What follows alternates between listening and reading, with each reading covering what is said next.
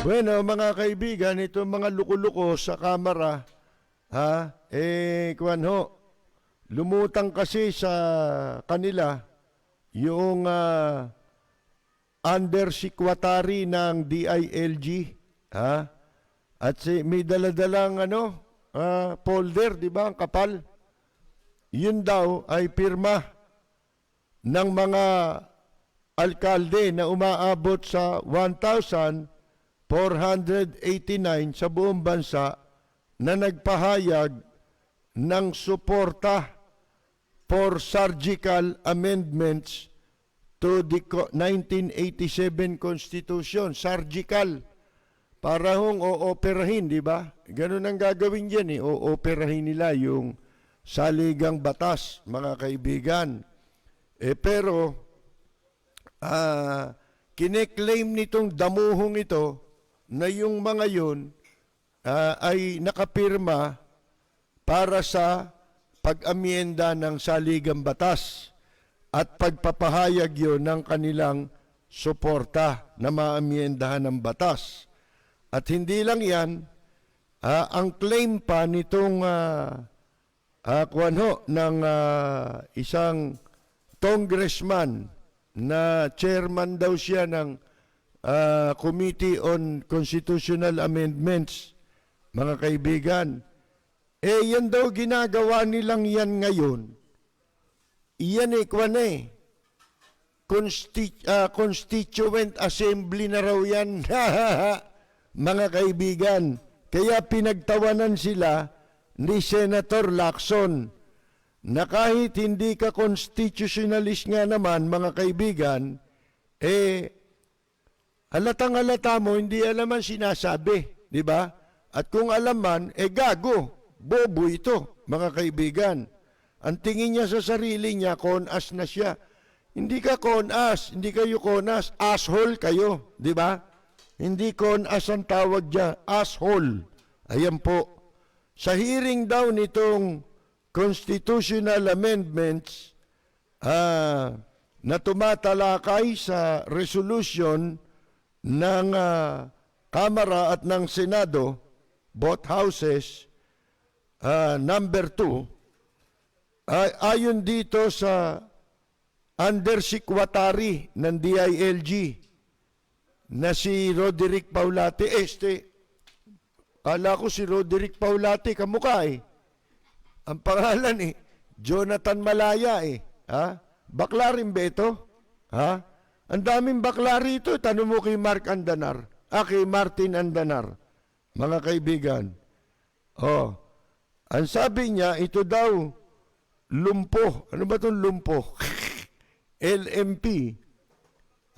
League of Municipalities of the Philippines ay naghanda ng isang resolution para suportahan ang amendments o pagtarantado, pagbaboy sa saligang batas. Tawag nila amendments. Pagbaboy ang gagawin yung yan the 1,489 members of the League of Municipalities of the Philippines prepared a resolution in support of the surgical amendments, including the lifting of restrictive economic provisions of the Constitution. Yan. Sabi ni Roderick Paulate, ni Malaya, mga kaibigan, nakamuka ni Roderick Paulate. Kaya ako, duda ko, bakla rin to Mga kaibigan ang sabi rin nito si Malaya, nakakuha daw sila ng 555,610 signatures mula sa kanilang road shows na ginawa sa 72 81 provinces. 72 out of 81 provinces. Yun daw. Kalokohan, ano? Mamaya sasabihin natin ba't kalokohan to Sila raw ay nagsagawa. We conducted, sabi niya, provincial roadshows in 72 provinces out of 81 yun. Started and we asked them at tinanong daw nila who supports, kung sino ang sumusuporta the surgical amendments to the Constitution. Sipin mo, tinanong lang niya, sino sumusuporta? Kung yung tinanong mo ano nalalaman sa Constitution? Hindi man alam ano mangyayari sa kanila, di ba? Kaya nga tayo rito, kagandahan ng may mga programa, kahit papano, nakatutulong tayo upang yung hindi nakakaintindi sa Constitution na magiging epekto sa pagpapalit ng saligang batas. Yung makakasama ba ito o makakabuti ito, at least kahit papano may nagpapaliwanag. Kaya mas maganda yung merong pumupuna o tumutuligsa. Hindi ba? Nakita na ninyo? Halimbawa, tanungin mo yung magbabalot. Hoy, pare, balak ng mga magnanakaw sa kamera na mga mambabatas na durobo, operahan o operahin yung ating saligang batas. Sang-ayon ka ba? Hindi naman sa minimenos, pero yun naman katotohanan yun reality. Di ba? Kaya nga, sinasabi natin, mas mabuti na yung merong mga ganitong klase ng programa na kahit papano ay kumu-question. Kasi sa pamamagitan ng pagtuligsa, pag-question, pagpuna, pagbatikos, liliwanag ang issue. Kailangan nilang sagutin yung mga pagpuna sa kanila. Hindi ho ba? Kahit yan ay indirect, hindi man sabihin tayo yung sinasagot nila, pero yung sinasabi natin dito sa mga nakakaintindi sa gagawin nilang paghahasa sa saligang batas, mga kaibigan, abay, ano ho yun? Makatutulong yun, hindi ba? Magkakaroon ng opinyon, iba't ibang opinyon. Parang yan, dalawang espada na pag nagpingkian, merong kikislap na liwanag, di ba? Ganun yun mga kaibigan. So, eto ho, ang sabi ng gago, undersecretary ng DILG, kwan daw, nagsagawa sila ng roadshow sa 72 probinsya at nagtanong sila, sino sumusuportahan niya sa inyo ng surgical amendments to the Constitution? At kung gusto ninyo na sang-ayon kayo, ay pumirma kayo dito sa form. Ganong kadali, mga kaibigan. At sa hiwalay niyang pahayag, sabi ni Roderick Paula Malaya, ang signatories ay mula raw sa offline, nag-imbento pa offline and online signature. Kayo lang gumawa niyan campaigns, spearheaded by DILG, at saka daw yung CORE, Constitutional Reform Movement. Meron ba talaga niyan? Kayo rin yan Along the various civil society, baka evil society sinasabi nyo. Private groups and individuals. Debates on charter change resume. Nagpatuloy na raw ito ngayon, Miyerkules. At kanilang tinalakay itong tungkol nga dyan sa bill na yan, mga kaibigan. Sabi naman itong chair, na si Ako Bicol representative, Alfredo Garbin. Ito pala, chairman ng Constitutional Amendment, ano ito? Party list? Peking congressman? Sipin mo, gagawa ng konstitusyon, peke. Walang mandate whatsoever. Ang may mandate yung grupo niya. Di ba? Ano ba kinakatawan mong damuho kang hinduropot ka? Garbin, dyan sa kamera. Ba't ka nandyan?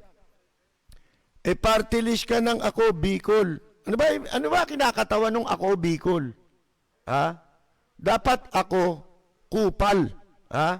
Palitan mo yung party list nyo ng Ako Kupal. Wala naman buti pa yung kupal, may kinakatawan yun marginalize yun Mga kaibigan ikaw wala Ako Bicol. No ngayon kung Bicol ka, gago. Di ba? Isipin mo, chairman ng committee na constitutional amendments, Ako Bicol, party list.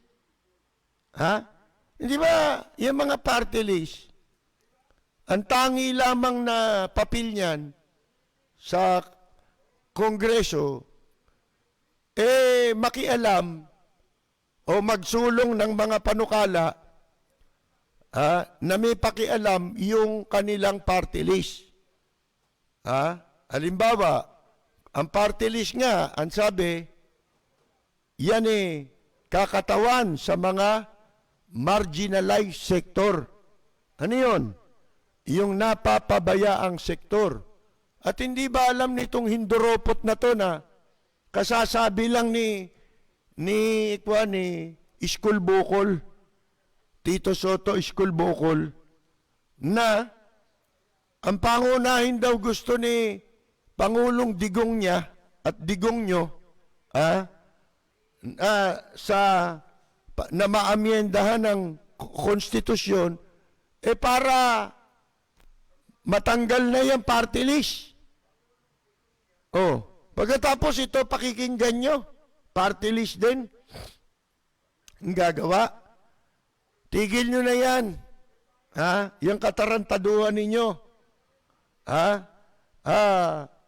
At ang sabi niya nga, di ba, sila na raw yung con-as. Hindi kayo con-as, asshole pa lang kayo. Ngayon, ito yung sinasabi ni Malaya. Matatandaan nyo ba ito rin yung undersecretary na nagsusulong ng federalismo? Sabi ko sa inyo, tinan mo, binababoy nila. Kamakailan kailan ba yun? Nung nakaraang taon yata o early this year? Di ba, tinutulak nila ito yung nagsasalita na, at saka sila yung tinalaga nung magtayo ng grupo na magdadrap ng constitution ng federalism, federal form of government, na ang namuno at ang nagdrap niyan si Nene Pimentel at saka si dating Chief Justice Reynato Puno. Hindi ba? Nagkaroon pa ng malaking pondo yan Pinag-awayan pa yan ng mga media riyan sa DILG. Ang laking pera dahil gagamitin sa disinformation campaign. Ang ginagawa kasi ng gobyerno ngayon, hindi naman information campaign puro disinformation. Mga kaibigan, katulad niya nung hindi ko malaman kung late last year o hindi itong taon na to 2019 or early 2020, ito rin yung nagsalita tungkol sa federalismo. mga kaibigan, na pinagbabanatan na naman siya. Yun nga, nagsagawa raw sila ng tinatawag na karaban. Sa makatwid, yung dala-dala niyang folder na ayon sa claim niya, merong lagda ng 1,489 mayors ng Lampa, Ligo LMP, Ligo Municipalities. Nakuha nila yan para dun sa federal form of government, mga kaibigan, na matagal na nilang ginawa, na hindi natuloy dahil, mantakin nyo, paanong itutuloy? Nababoy yung federalismo nila eh. Sila rin mismo ang bumaboy. Paano? Masama mga layunin nito.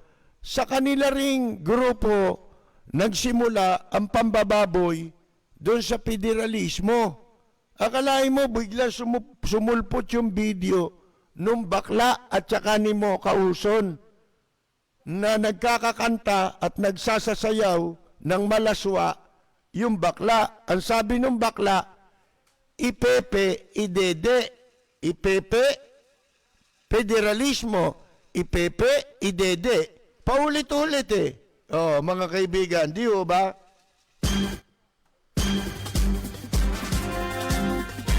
Si Ka-Percy Lapid, bumabanat. Lapid Fire. Di ibig sabihin, luma na itong dala nito. Yung sinasang-ayunan nila, para doon sa federalismo, nung niluluto nila yon. Ano ito eh? Yung pakanalang ito eh, kasi ang dali niyan eh. Kukuha ka ng 50 tao, bayaran mo tigli 500. Wala kayong gagawin kundi pumirma. Kasi meron dito eh, na sinabi, binanggit din natin, di ba? Na pangalap din daw sila ng mahigit sa kalahating milyong signature mula sa kanilang ginawang road shows na sa 72 lalawigan, mga kaibigan. Asipin mo yon. Madali lang yan eh. Yan pirma-pirma. Lalo itong administrasyong ito, notorious ito sa fake. Sa peke. Lahat ng peke, ginagawa nito, kaya pati nakaupo, peke din. Si Ka-Percy Lapid, bumabanat. Lapid Fire.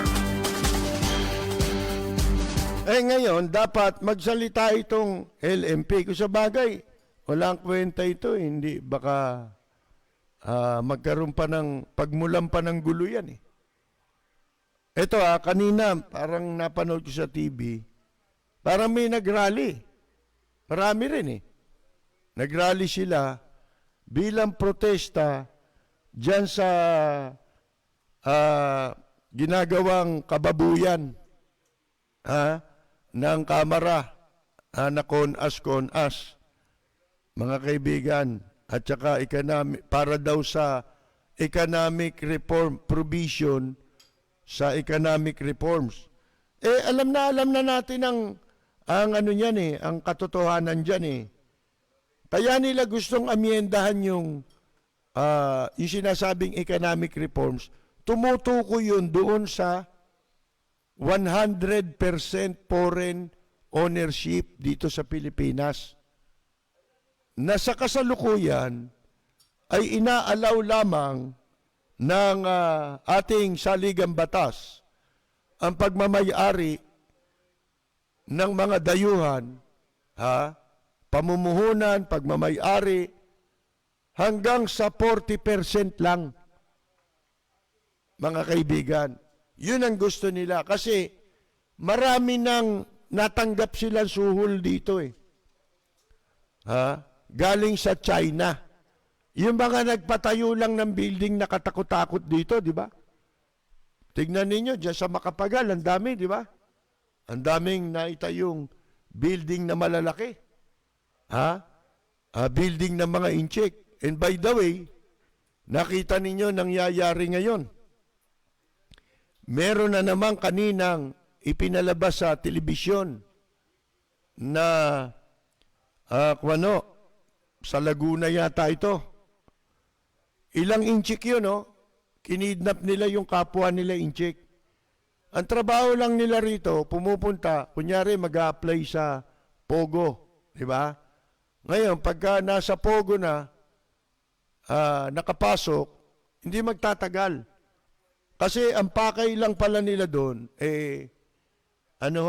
maniktik. Ha? Tiktikan kung sino ang pwede nilang kidnapin. Kidnap for ransom. O, yung isa sa biktima nilang inchik, pinatay. Mga kriminal ang hayop na nakakapasok dito Ang daming kriminal Kaya nakakabahala yan sa komunidad nating mga Pilipino. Isipin mo, dito pa sila nagpupunta para gumawa ng krimen sa Pilipinas. At wala naman tayong nababalitaan pa, ang tagal nang nakaupo nitong administrasyong ito na nagpapasok ng katakot-takot na inchik at katakot-takot na krimen ang nangyari, nagawa ng involving mga Chinese nationals, mga kaibigan. Pero walang naparusahan, nagpatayan dyan sa Makati, di ba? At kamakailan lang din, meron pang sa video ko naman nakita sa social media. Dito yata sa Cavite naman yon. Na-rescue rin yung isang biktima. Nung inchik din yun, nung itaas na mga pulis yung t-shirt, lintik yung mga marka sa katawan, kulay itim, ang lalaki. Sa pahirap na ginawa sa kanya ng mga kapwa niyang inchik, yung pag-torture sa kanya, napasigaw yung pulis napaantanda napa-Diyos ko po Diyos ko po, nung makita yung pulis na yun sanay na yun. Sipin mo mapasigaw, nung makita yung katawan ng inchik na ang iitim ng latay, mga kaibigan, di mo alam kung pinaso o ano. Yan. Ang dami na niyan, di ba? At yan ay patuloy na nangyayari. Hanggang nandito yan, mga inchik na yan. At ang pinapapasok dito ng gobyerno, kasama ang pinapapasok ng administrasyon, yung mga kriminal na inchik. Kung makikita ninyo, nakita nyo kanina sa television, ang babata pa puro tattoo yung katawan Ang papangit pa. Ngayon, balikan natin itong sinasabi nga yung economic reforms. Nakasentro yan dun sa 100% foreign ownership. Ibebenta. Hindi ba ang Amerika nga ang ibang bansa, yung Pakistan, mga ganyan, di ba?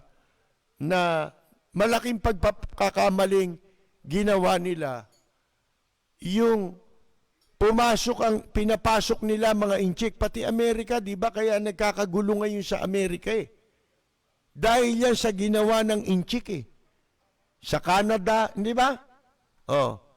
Na bumili ng mga lupa ron, yung pala, yun ang pamamaraan para sa kanilang binabalak na pananakop sa buong mundo. Mga kaibigan? Para sila naman ang kilalanin na superpower. Masama mangyayari dahil komunismo yan Mga kaibigan Komunista yan So, malaking pagkakamali. Nakabili pala yan ng mga property sa Texas. Isipin ninyo, lalaking property raw niyan. Dito rin sa Pilipinas. Ibig sabihin, ang saligang batas natin na pinagbabalakang salaulain at babuyin, nito mga itong mga humihimod sa tumbong ni Digong, mga kaibigan, idisenyo itong ating saligang batas sa kapakanan ng incheck.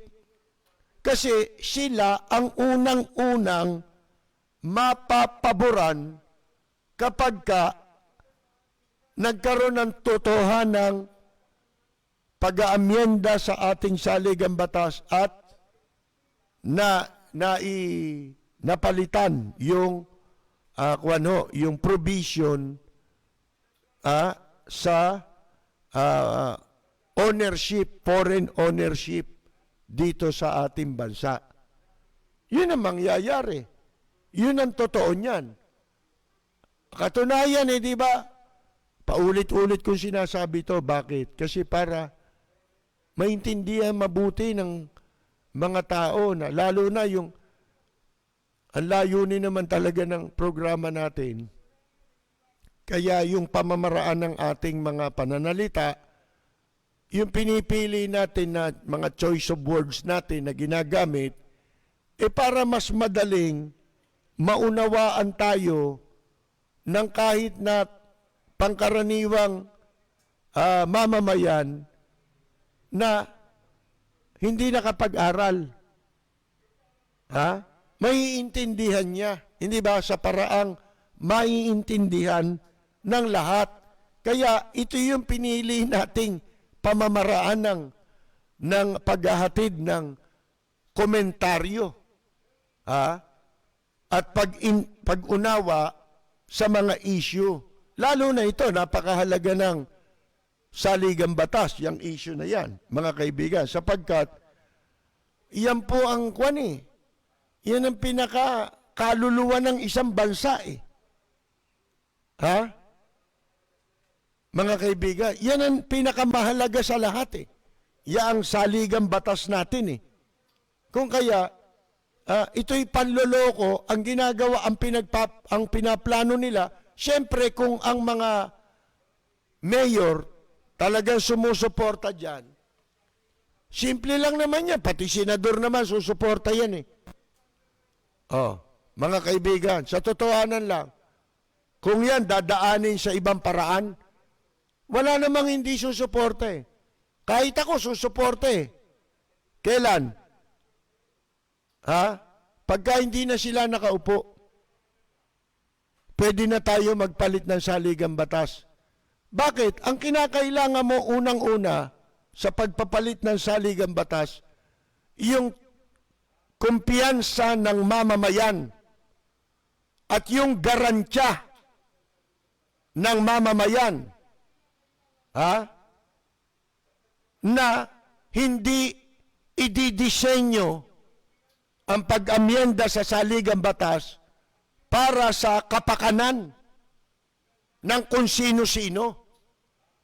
Ang saligang batas ay dapat na nakasalig sa kapakanan at interes unang-una ng bansa at ng sarili niyang mamamayan.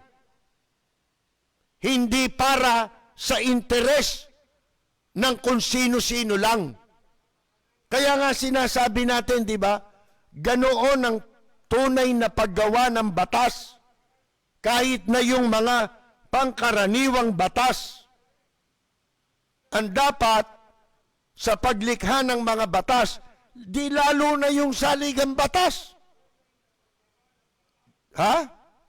Kung sa pangkaraniwang batas, kinakailangan ang paggawa niyan o paglikha ng mga batas ay kinakailangan laging, yan po ay para sa ikabubuti ng lahat.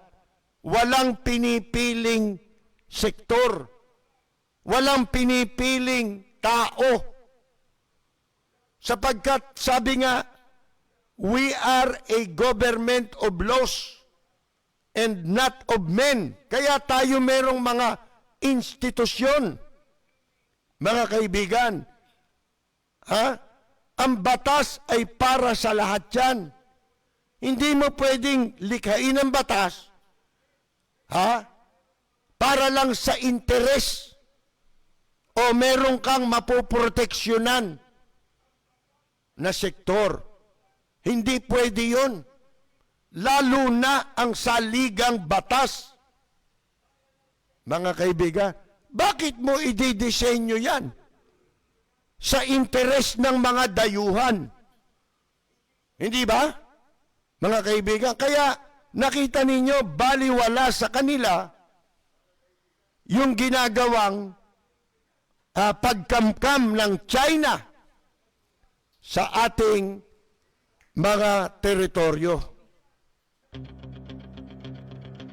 Walang preno kung bumatikos.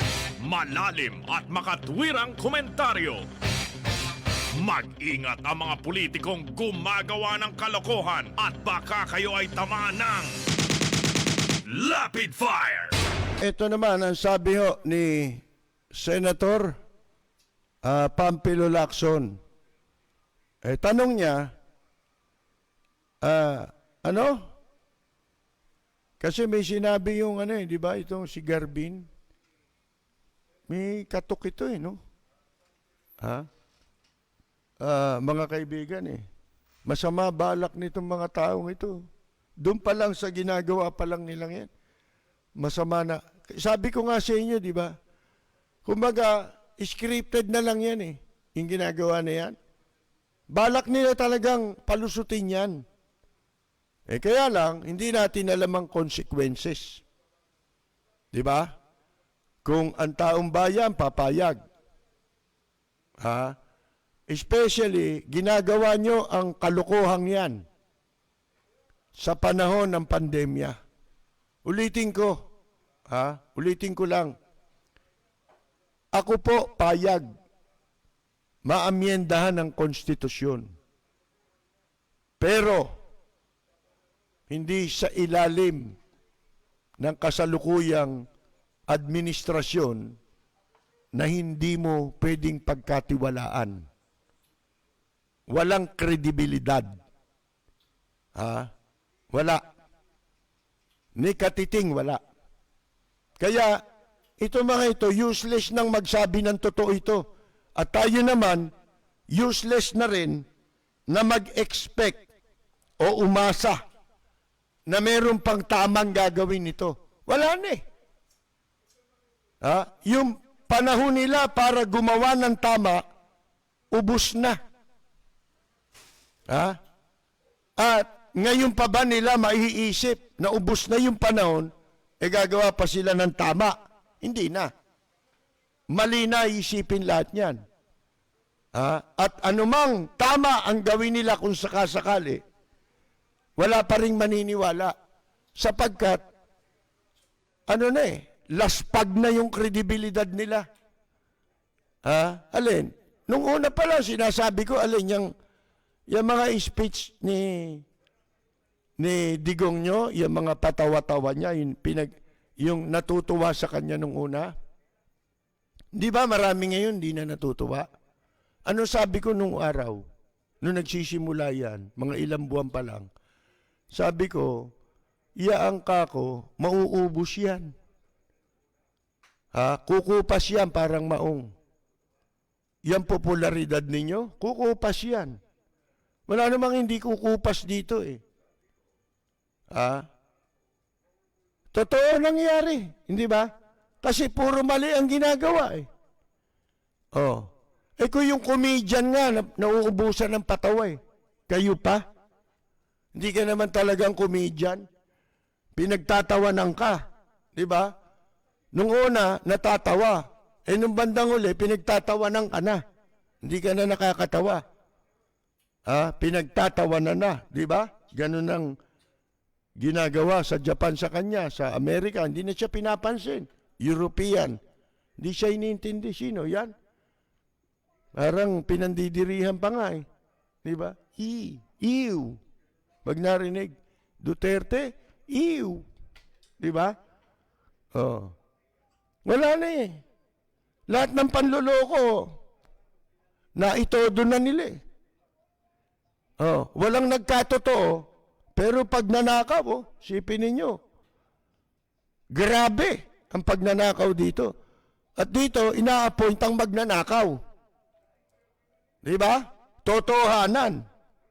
Mga kaibigan, may kaso, nagnakaw, nasabit, walang kaso. Di ba? Pinalamig. O, alis ka muna dyan, palamig ka muna.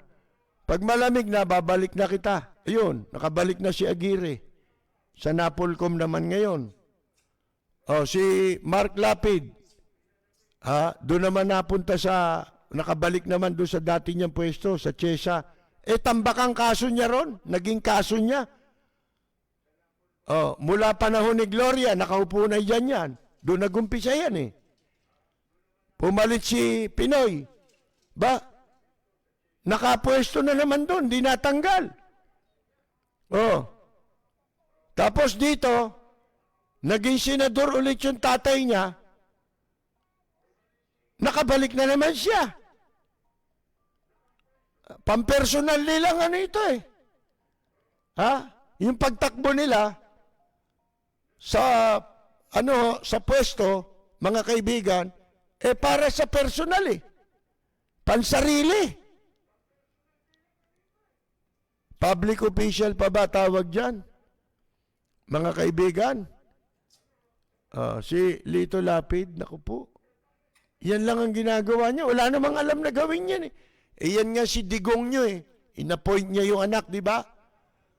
Ano sabi niya nung panahon ng kampanya? Kay Lito Lapid, anong alam mo? Tapos ngayon kasama. Bakit? Ang probability kung bakit itong anak, ano ito eh? Pangkamot sa likod dito. Para makuha lang yung boto, yung suporta sa mga binabalak nila, kamukha niyang yan charter change. Sabihin mo kay Lito Lapid, ikaw, senador ka, mambabatas ka. Paliwanag mo nga sa amin kung ano yung charter change, tsaka yung economic reforms. Kaya ba ni Lito Lapid yun? Kaya ang gagawin lang ni Lito Lapid dyan, pag nagtaasan ng kamay, sino sangayon? Sino sangayon? Si Lito Lapid, naka-permis yan. Titignan niya kung ilang kamay ang magtataas. Pag nakita niyang marami na, lagpas na rin sa kalahati, tataas na ng kamayan. Pag nakita naman niya, pa isa-isa taas ng kamay, hindi makakabuo ng kalahati, doon naman siya, hindi na siya magtataas ng kamay. Yun lang ang papel niya riyan eh. Di ba? Kaya nga may kwento eh, di ba? Nagalit siya sa hearing eh. Nag-hearing. Lahat nagsalita yung senador eh. Nagsalita yung miyembro ng committee. Tapos sabi, ikaw, sabi nung chairman ng committee, ikaw, Senator Lapid, magsalita ka kasi tapos na kaming lahat magsalita rito. Ikaw naman. Ba nagalit? Sabi, teka muna, ang sabi nyo, di ba hearing to? Bakit merong speaking?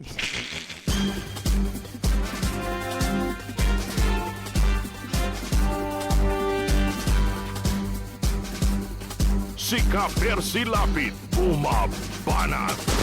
Lapid Fire.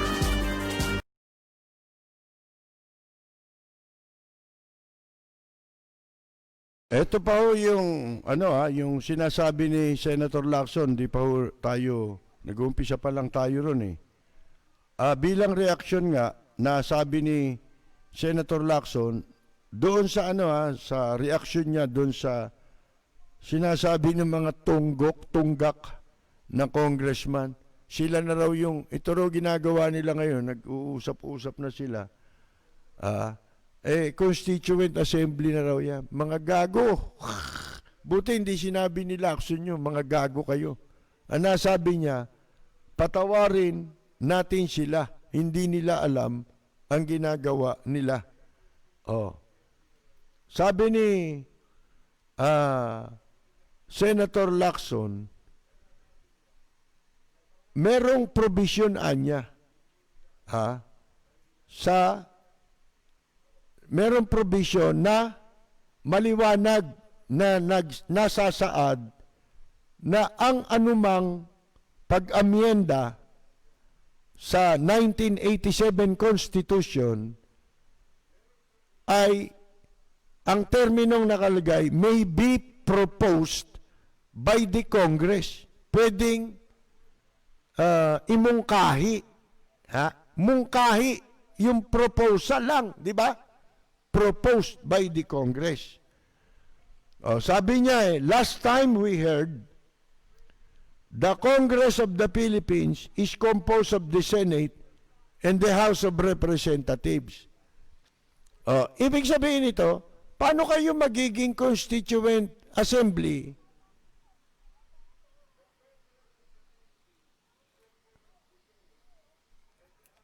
Samantalang ang sinasabing, ang tinutukoy na Congress of the Philippines, pag sinabi mong Congress of the Philippines, yun ay mababang kapulungan at saka yun yung Kamara, House of Representatives at saka Senado.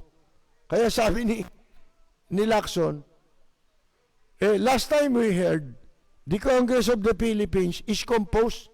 Binubuo yan ng Senado at saka ng House of Representatives.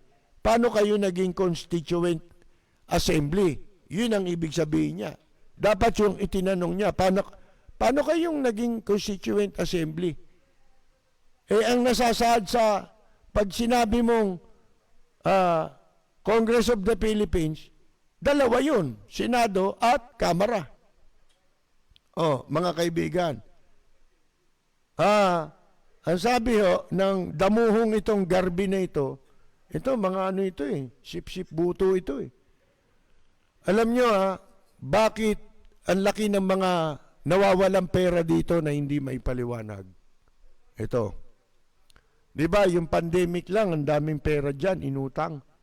Wala nakarating sa taong bayan. At hindi maipaliwanag kung nasan. At ngayon, may panibago na naman mga utang, isinasama na sa pangungutang pati itong bakuna. Ngayon, meron na naka-allocate yan dun sa na ibang budget. Nangutang pa sila ulit.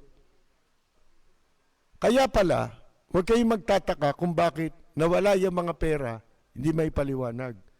Gagamitin yan dyan. Kapag alam nila na walang tututol,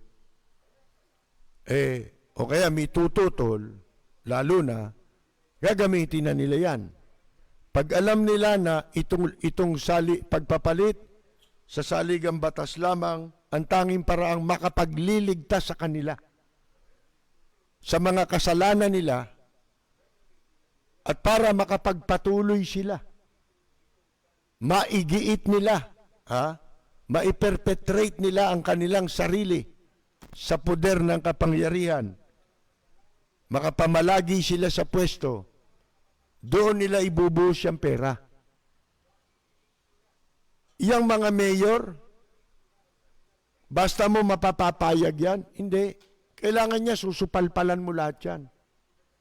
Di ba? Tatapalan mo lahat yan. Lahat ng opisyal sa gobyerno. Yung mga congressman sa pork barrel, di ba? Kaya pasado na yung budget Mga kaibigan. Ngayon, diyan gagamitin yan. Ninakaw na talaga yung pera. At all cost, gagawa sila ng paraan para hindi sila matanggal sa pwesto at hindi sila mapanagot. Pero alam nyo,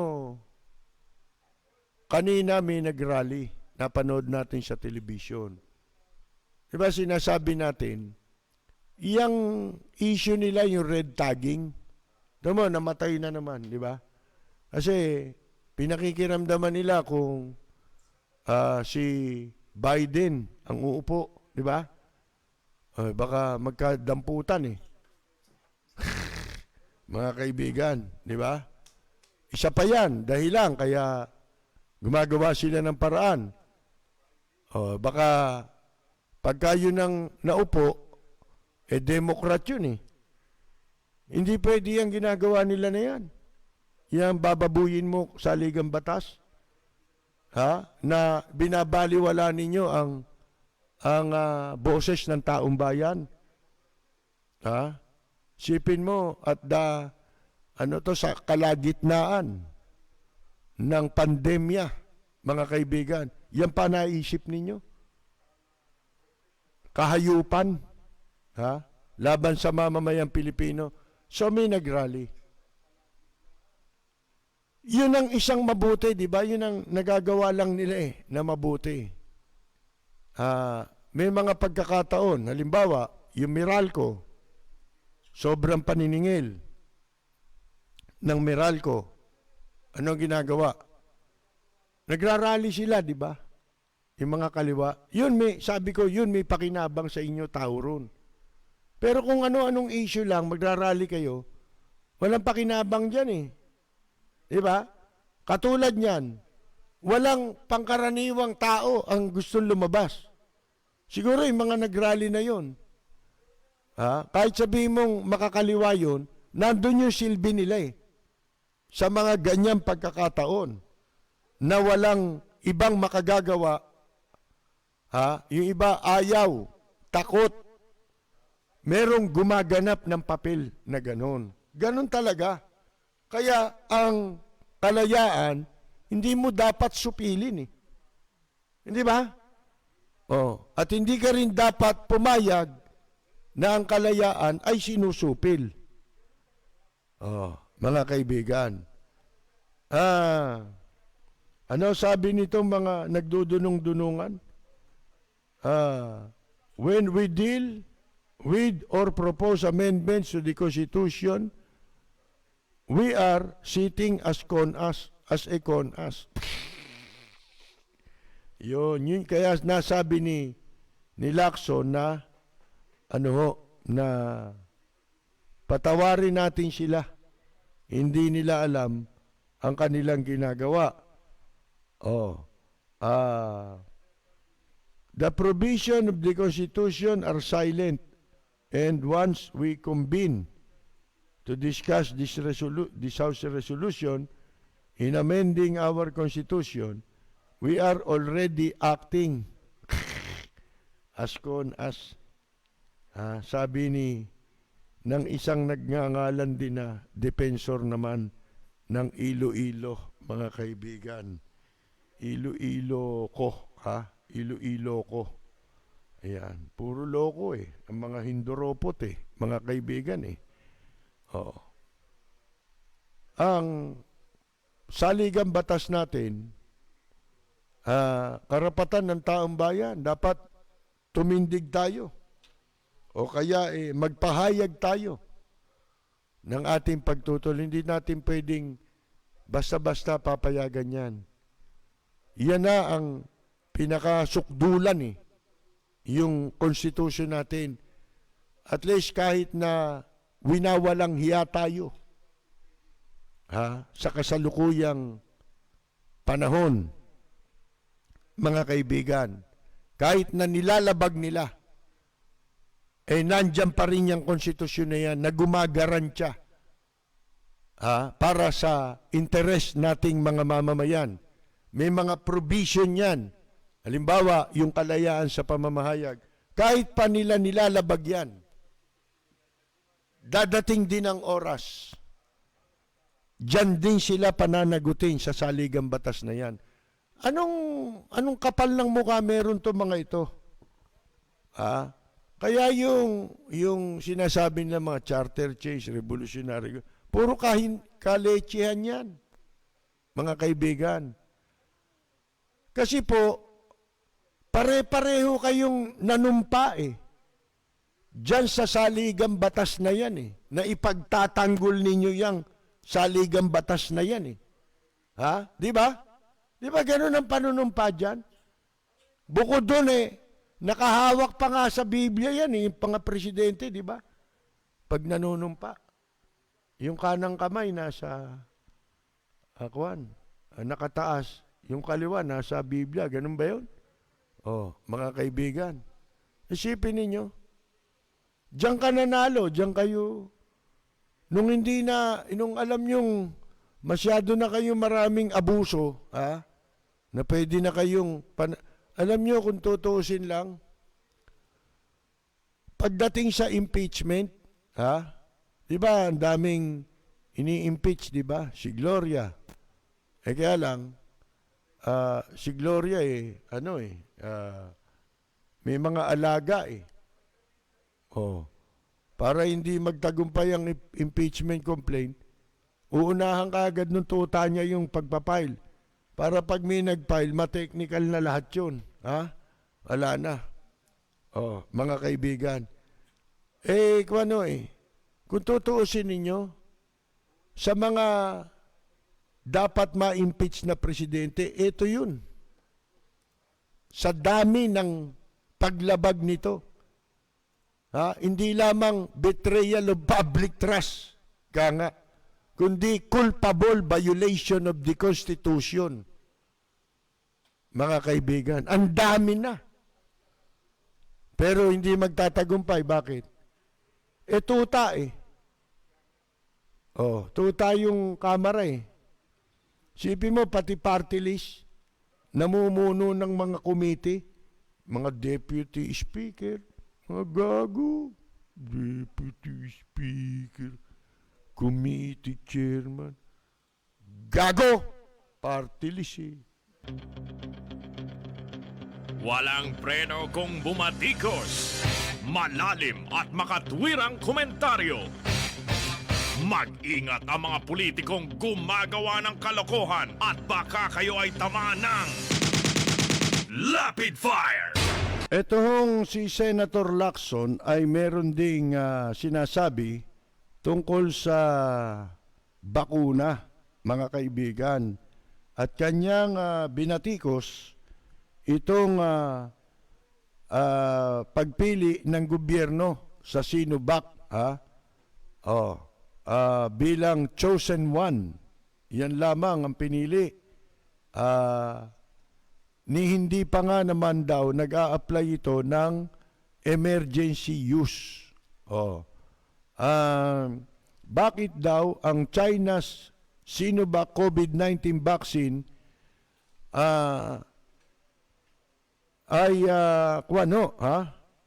pinili kaysa sa mga mas murang bakuna at merong mas bisa, mas mataas ang anong tawag mo ron? Yung binabanggit nila yung 50% na efficacy, di ba? Mga kaibigan. Bakit yan ang pinili para sa programa ng bakuna dito sa ating bansa? Ang sabi niya, the national government should expedite. Dapat daw madaliin ng gobyerno ang pagbili ng lahat ng qualified at available vaccines. At sabi nga niya, gagamitin ko yung sinabi raw ni Secretary Harry Roque Jr.'s word, it should not be choosy in buying vaccines. Dapat, ang sinabi nga naman ni Roque, wag kayo maging choosy, hindi pwede choosy sa magpapabakuna. Dapat ang sinabi niya, hindi dapat maging choosy ang gobyerno sa pagbili ng bakuna. Choosy sila China gusto nila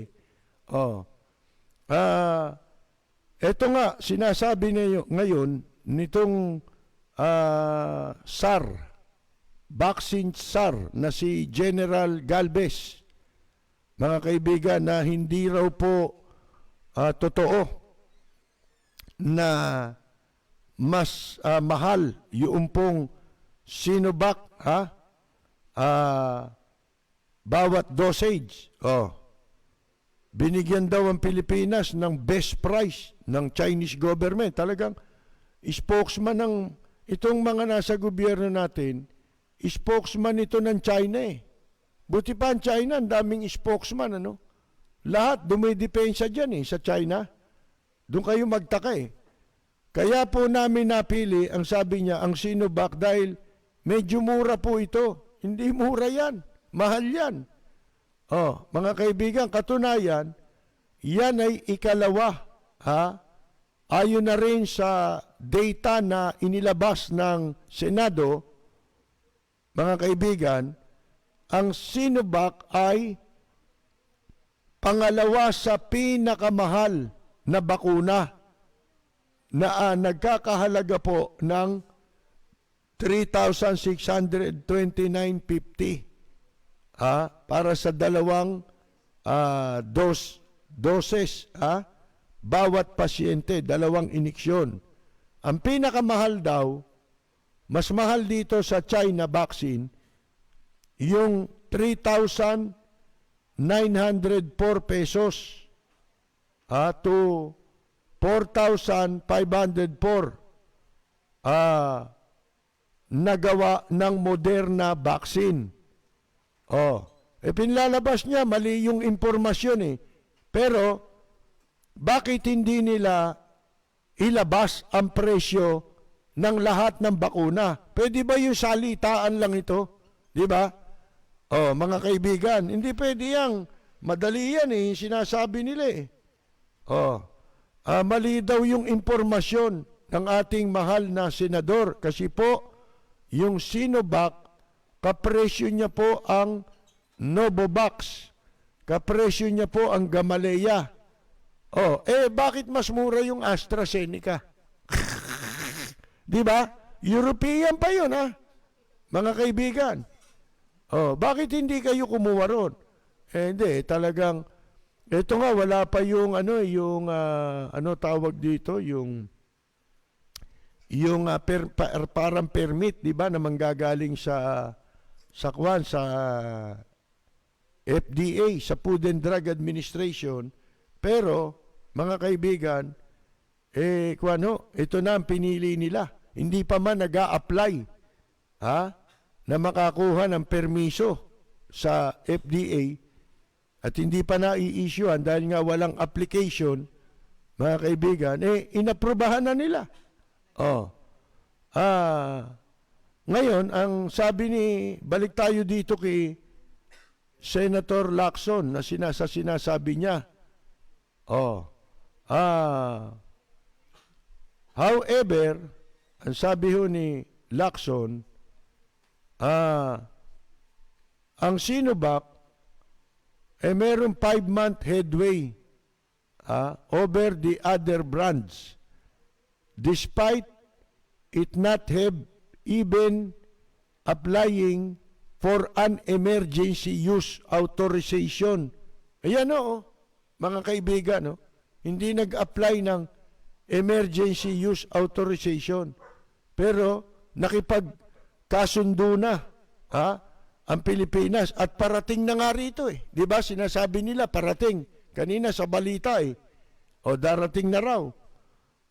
At kinwestiyon din ni Lacson itong bakit itong Sinovac ay lumilitaw na mas sila ang nakakaungos sa iba. Even over China's state-owned Sinopharm, whose vaccine has 79 to 86% efficacy and is being used in the United Arab Emirates. Sinovac, Lacson noted, is a privately owned Chinese company whose products efficacy is only 50%. Alam nyo, yung ownership, yung pagmamayari niyan, ownership ng mga bakuna na yan, sa China, baliwala yan eh. Kasi sabi nga natin, kita ninyo si Jack Ma, nawawala na sa China. Mga kaibigan. Mula pa nung October or November pa. Hindi na lumitaw si Jack Ma eh. Walang makapagsabi kung ito'y nakabilanggo o kung ito ay patay na. pinatay na. Mga kaibigan, kasi dyan, pagka marami ka ng pera, lalo na si Jack Ma, may nasabi yata na negative sa China. Bigla siyang nawala. Kahit pa man hindi, yun daw ang mahirap sa China. Kapag ka mayaman ka na, yumaman ka sa negosyo mo, gagawin sa'yo, kakasuhan ka. Kung hindi ka makulong, papiring squad ka. Para makuha yung kayamanan mo. Kukunin ng komunistan China, yung pera mo. Yan ang mahirap eh. Ang sabi ni Lacson, can somebody explain why preference, at saka yung yung isang kumpanya, di ba, yung sinasabi nga ni Lacson, yung isa, 50% owned, state-owned yun eh. Yung bakuna na yun eh. Yung kumpanya ng bakuna na yun eh. Military pa yata gumagawa ng bakuna eh. Mga kaibigan eh. Can somebody explain why preference is given? Paliwanag daw kung bakit ang pagpili binibigay doon sa ikalawang mas mahal na bakuna na mas mababa naman ang efficacy. A record of suspended clinical trials and has not sinuspend yung clinical trials, di ba? And does not even applied for EUA. Over other vaccines that cost much less. Mas mura, yung mga nakapag-apply naman ng kanilang ng EUA. Yung iba, yung katulad ng gawa ng ibang bansa. Mga kaibigan, mas epektibo pa. At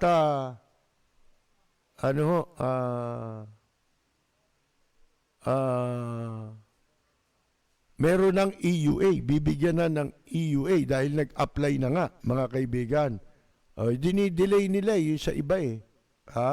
Mantalang ito, na parang yung ginawa dun sa mga suspect nga pala dun sa Dasera case, di ba? In Dasera case, dyan sa Makati. Binawi ngayon yung statement nung isa na nagsabing meron droga. Tinuturo nila ngayong pulis. Tinakot daw sila ng pulis. Mga kaibigan. Di ba? Yun ang sabi ngayon, pinalitan yung kanilang statement nung sila'y humarap sa fiscal's office. Ano ang katulad nitong sinasabi ni Lacson doon sa kaso nung investigasyon ng pulis, ginawa ng pulis? Nagkakapareho yun, alam nyo kung saan. Yung ginawa ng pulis na, na pinakuan muna, pina-imbalsa mo, pagkatapos at saka sila nag-conduct ng pagkatapos ng imbalsa mo, tsaka ginawa yung autopsy. Ano pa makikita mo ron? Di ba? Ano pa, inidugo, wala na yun. Ngayon, pumasok ang NBI dyan, di ba? Dahil, alam nyo, magulo yung kasong yan, ha? Sabi ko na nga ba eh. Merong pinagtatakban dyan eh. Merong merong cover up yung kaso na yan eh. Yun ang dapat na malaman nating lahat dyan. Dapat lumabas dyan ang katotohanan. Sino tong mga pinagtatakban? Sinasabi, hindi lahat yan bakla. Yung iba, nagbakla-baklaan na lang nung may namatay na. Mga kaibigan, hindi, may basketball player pang binabanggit dyan eh. Siguro, influential yung iba. Yan ang sinasabi natin. Na leksyon na dapat nyong ituturo sa ating mga anak. Pag kami mga ganyan-ganyan, naku, wag na wag nyong papupuntahin ang mga anak nyo sa mga kondo, mga hotel, para makipag-party o kaya kasama ng ibang mga barkada nila. Delikado yan eh. Di ba? Pag may nangyaring ganyan, kahit na wala kang partisipasyon sa isang pangyayari, sasabit ka eh. At pag nagkataong ikaw ang walang impluensya, ikaw ang pinakamahirap, ikaw ang maiipit. Ha? Yung mga may kagagawan yan, ang posibleng makalusot sa kaso, ikaw, maiipit ka. Si Ka-Percy Lapid, bumabanat. Lapid Fire!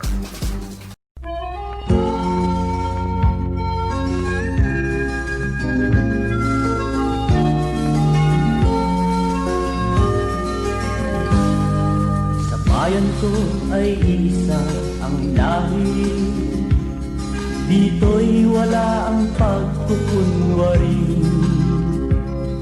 Hindi padagay, sadyang kilala sa daigdig, may pagkakaisa sa bawat nais. Ang bayan ko'y punong-puno ng yaman, bakit ito'y kailangan pang iwanan?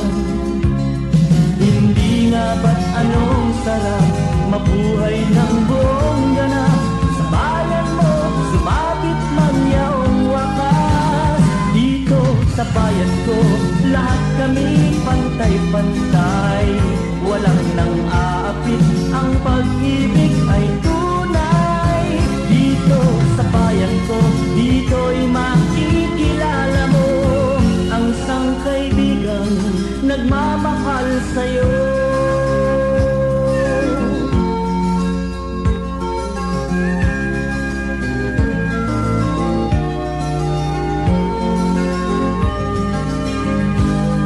Ang bayan ko'y punong-puno ng yaman, bakit ito'y kailangan pang iwanan? Hindi nga ba't anong sarap mabuhay ng buong ganap? Sa bayan mo, sumapit mang yaong wakas. Dito sa bayan ko, lahat kami pantay-pantay. Walang nang aapit, ang pag-ibig ay tunay. Dito sa bayan ko, dito'y makikilala mo ang mga kaibigang nagmamahal sa'yo. Dito sa bayan ko, lahat